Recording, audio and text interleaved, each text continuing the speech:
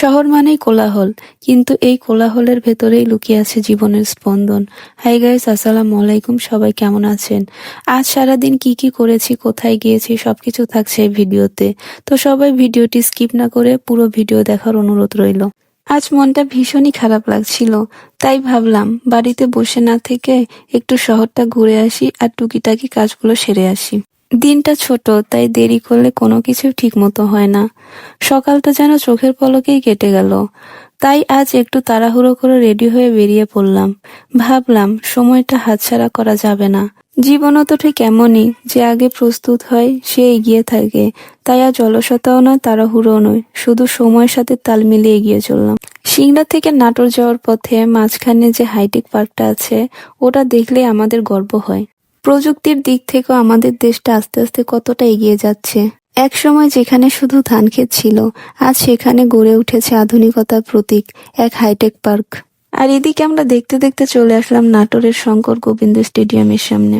আগে সিংড়া থেকে নাটোরে যেতে সময় লাগতো প্রায় 1 ঘন্টা, কিন্তু বর্তমানে যোগাযোগ ব্যবস্থাটা এতটাই উন্নত হয়েছে যে এখন সিংড়া থেকে নাটোর আসতে সময় লাগে মাত্র 15 থেকে 20 মিনিট। শহর মানেই মানুষের ভিড়, গাড়ির হর্ন, ব্যস্ততা। তবু এই কোলাহলের মাঝে মানুষ খোঁজে নিজের স্বপ্ন। শহরের কোলাহল অনেক সময় বিরক্ত করে, কিন্তু কখনো মনে হয় এই শব্দই তো আমাদের জীবনের তাল। কেনাকাটার অনেক ইচ্ছে ছিল, কিন্তু পকেট তো একদম ফাঁকা। তাই সোজা রওনা দিলাম ডাচ বাংলা এটিএম বুথের দিকে। এটিএম বুথে ঢুকলেই মনে হয় এই ছোট্ট জায়গাটিতে লুকিয়ে আছে জীবনের দরকারি সব সুখ দুঃখের হিসাব। হাতে কিছু টাকা আসলে মনটা একটু হালকা লাগে, কিন্তু পরের মুহূর্তেই মনে হয় এই টাকাও তো একসময় ফুরিয়ে যাবে। এটিএম মেশিন টাকা দেয়, কিন্তু তৃপ্তি দেয় না, কারণ মানুষের চাহিদা তো কখনো শেষ হয় না। টাকা তোলা শেষে সোজা চলে গেলাম ডাচ বাংলা ব্রাঞ্চে, কারণ আজকে আমার শপিং কার্ডটি নিয়ে ভিসা কার্ড দেওয়ার কথা ছিল, কিন্তু তারা আমাকে আবার 15 দিন পর আসতে বলে। ব্যাংক থেকে নেমে সোজা চলে গেলাম নাটোর স্টেশনে, ফ্রেন্ডস তেল পাম্পের সামনে। এখানকার তেলের মান নাকি অনেক ভালো। ভ্রমণে বের হলে তেলের পাম্পগুলোই মনে হয় আসল সঙ্গী, আর না থাকলে পথই থেমে যায়। তেলের পাম্প মানে একরকম প্রাণের উৎস। গাড়ি চলে, মানুষ চলে, জীবনও চলে। তেলের গন্ধে মিশে থাকে ভ্রমণের আনন্দ, দূরপথের ক্লান্তি আর একটুখানি শান্তি। তেল নেওয়া শেষে সোজা চলে গেলাম বাবুর স্যান্ডেল নিতে। বাবুর পায়ের মাপ নিতে নিতে মনে হলো, কবে যে এত বড় হয়ে গেল আমার সোনাটা। বাচ্চাদের জন্য কিছু কিনতে গেলে মনটা অন্যরকম খুশি হয়ে যায়। ছোট্ট একটা স্যান্ডেলেও লুকিয়ে থাকে অনেক ভালোবাসা।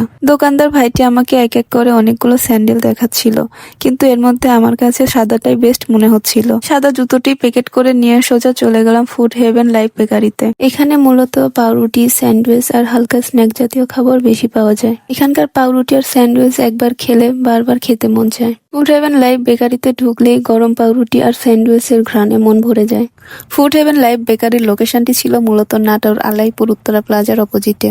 প্রায় সন্ধ্যা হয়ে এসেছে, অবশেষে আমরা বাড়ির উদ্দেশ্যে রওনা দিলাম। সিংড়া বাস স্ট্যান্ডে চলে আসতেই মনে হলো মেয়ের জন্য কিছুটা সন্দেশ কিনে নেই, তাই চলে গেলাম জয় মিষ্টান্ন ভান্ডারে। সন্দেশ কেনা শেষে পথে বাঁধলো সিংড়া কোটমাটির সেই বিখ্যাত মোটকা চা। চাটা আসলেই অনেক মজার ছিল এবং প্রাইসটাও ছিল অনেক রিজনেবল। প্রতি কাপের মূল্য ছিল মাত্র 30 টাকা। মেয়েটা আমার চা খাওয়ার বায়না করছিল, কিন্তু তাকে চা না দিয়ে 1 গ্লাস আখের শরবত খাইয়ে দিলাম। তারপরে আমার মেয়েটা চা না খেয়ে কোনোভাবেই থামছে না।